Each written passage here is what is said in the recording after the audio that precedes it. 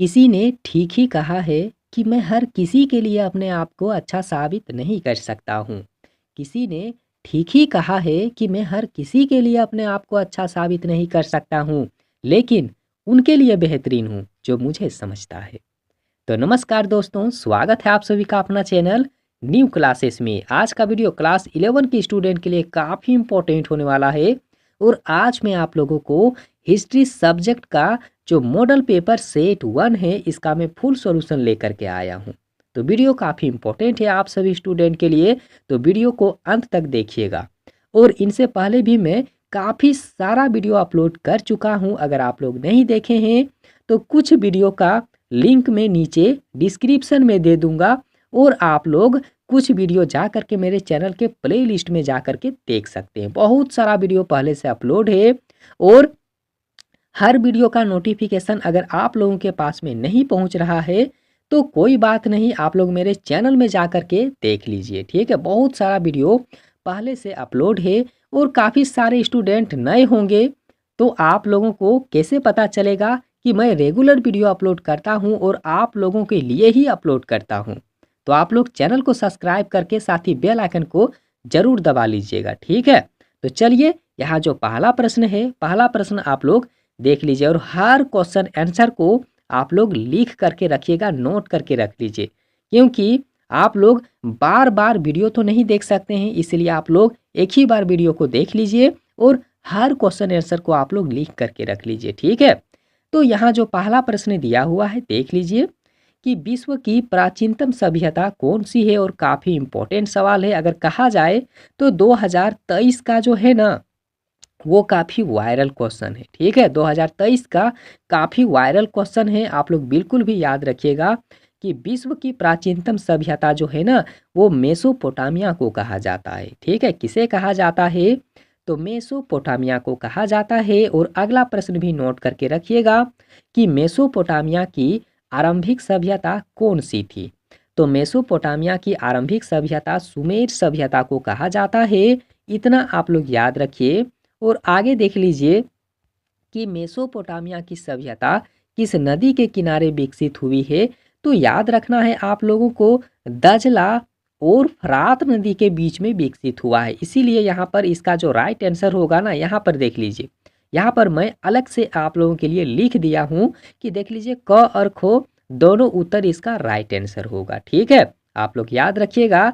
अगर यहाँ पर अलग अलग से यहाँ पर दजला अगर मतलब ऑप्शन में मिलता है आप लोगों को, तो सिर्फ दजला में टिक लगा देने से नहीं होगा। ठीक है, वहाँ पर लिखा होना चाहिए कि दजला और फरात के बीच में, तब जाके इसका राइट आंसर होगा। ठीक है, आगे यहाँ पर देखिए कि बेबीलोन नगर की प्रमुख देवता आखिर कौन था? ठीक है, बेबीलोन नगर में अगर बात किया जाए तो सबसे प्रमुख देवता जो है वहाँ के लोग किसे मानते थे?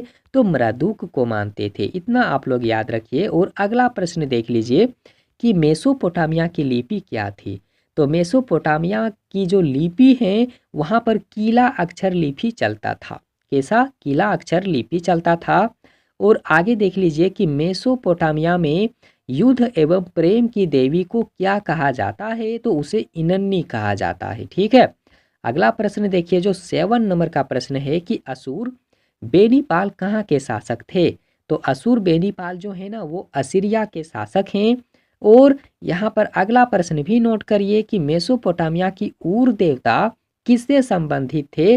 तो सूर्य से संबंधित रखते थे और सूर्य से संबंधित थे। ठीक है, आगे देख लीजिए गिलगेमिस महाकाव्य का संबंध किससे है? ठीक है, गिलगेमिस महाकाव्य का संबंध किससे है? तो मेसोपोटामिया से है।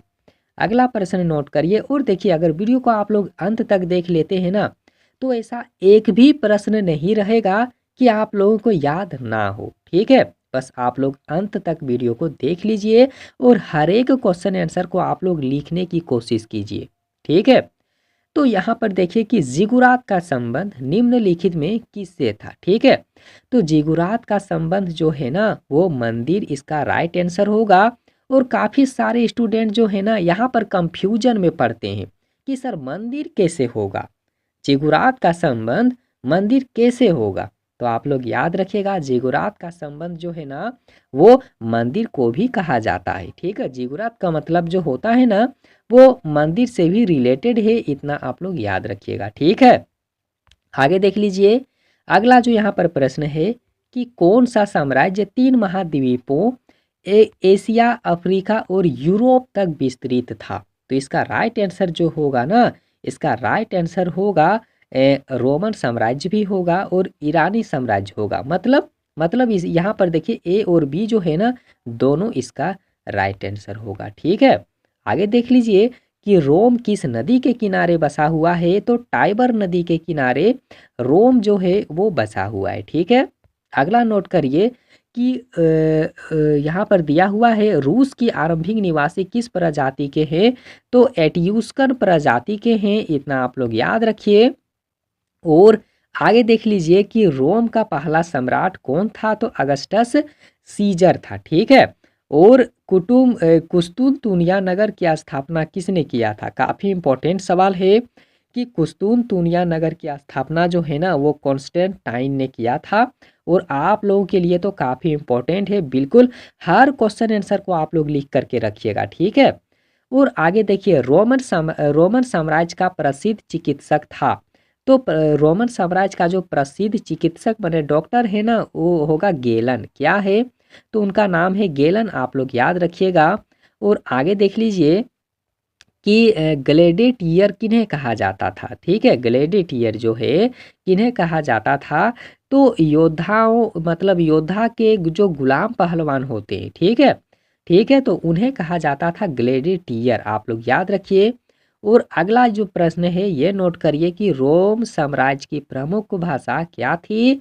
तो रोम साम्राज्य में लैटिन भाषा चलता था, इतना आप लोग याद रखिए। और अगला भी यहाँ पर देख लीजिए कि ड्रेसल 20 क्या था। और ये काफ़ी इंपॉर्टेंट सवाल है, अगर कहा जाए तो बिल्कुल फेमस सवाल है, अभी काफ़ी चर्चित में है। ठीक है, इतना आप लोग याद रखिएगा कि ड्रेसल 20 का मतलब होता है मिट्टी का बर्तन। क्या होता है, तो मिट्टी का बर्तन होता है। ठीक है, आगे यहाँ पर देख लीजिए कि कोलोसियम था। तो कोलोसियम क्या है, तो एक अखाड़े का नाम था जहाँ पर लड़ते थे, लड़ाई होता था। ठीक है, आगे देख लीजिए जो अगला प्रश्न है कि इस्लाम धर्म के संस्थापक कौन थे। तो इस्लाम धर्म के संस्थापक जो है ना हजरत मोहम्मद था। ठीक है, राइट आंसर होगा। और अगला देख लीजिए कि इस्लाम धर्म की स्थापना कहाँ हुई है। ठीक है, काफ़ी इंपॉर्टेंट सा सवाल है कि इस्लाम धर्म की जो स्थापना है ना वो मक्का में हुआ था। कहाँ पर हुआ था, तो मक्का में हुआ है, इतना आप लोग याद रखिए। और अगला प्रश्न देख लीजिए कि इस्लाम में हिजराया हिजरत किस घटना को कहा जाता है।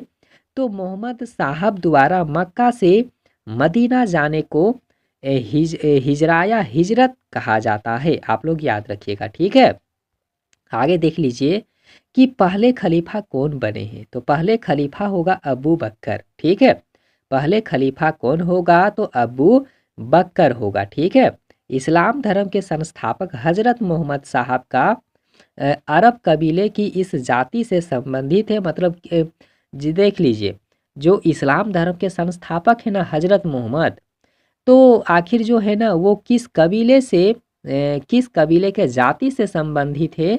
तो याद रखिएगा बद्दू जाति से संबंधित है। ठीक है, आगे नोट करिए कि इस्पात की तलवारों के निर्माण के लिए किस स्थान की ख्याति है। तो दशमिक इसका राइट आंसर होगा। क्या होगा, तो दशमिक जो है इसका राइट आंसर होगा। ठीक है, अगला नोट करिए कि इस्लामी दर्शन सबसे अधिक किस दर्शन से प्रभावित हुआ था।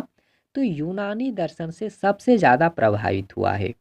और देख लीजिए कि शाहनामा की रचना किसने किया था। ठीक है, काफ़ी इंपॉर्टेंट सवाल है कि शाहनामा जो है किस रचना मतलब शाहनामा की रचना किसने किया है। तो फिरदौसी ने किया है। ठीक है, किसने किया है, तो फिरदौसी ने किया है। आगे देख लीजिए कि पैगंबर मोहम्मद के प्रतिनिधि को क्या कहा जाता है। ठीक है, देखिए पैगंबर मोहम्मद के प्रतिनिधि को खलीफा कहा जाता है और खलीफा के नाम से फेमस है। ठीक है, आगे देख लीजिए कि पैगंबर मोहम्मद की माता का क्या नाम है। तो उनका नाम अमीना है। क्या नाम है, उनका नाम अमीना है।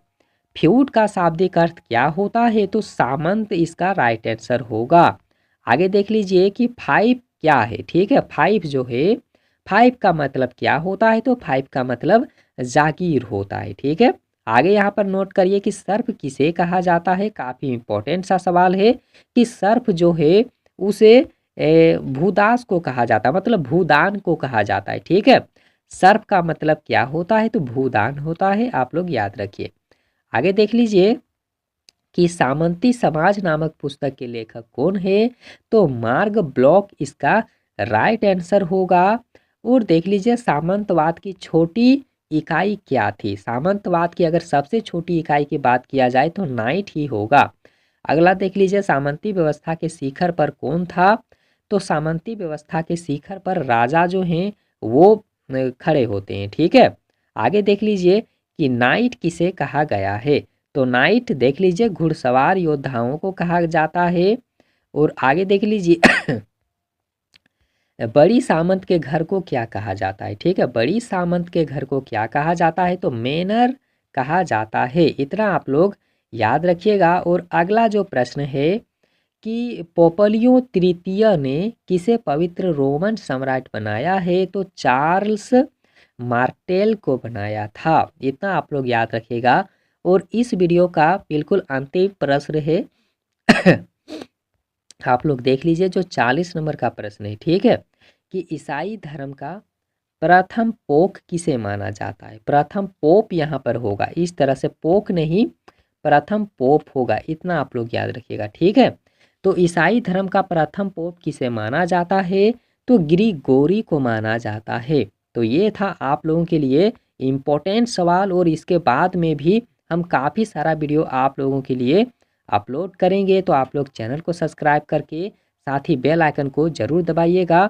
और देखिए प्रश्न से संबंधित अगर मन में कोई भी डाउट हो, कोई भी कंफ्यूजन हो, तो आप हमें कमेंट सेक्शन में कमेंट करें। और वीडियो देखने के लिए बहुत बहुत धन्यवाद।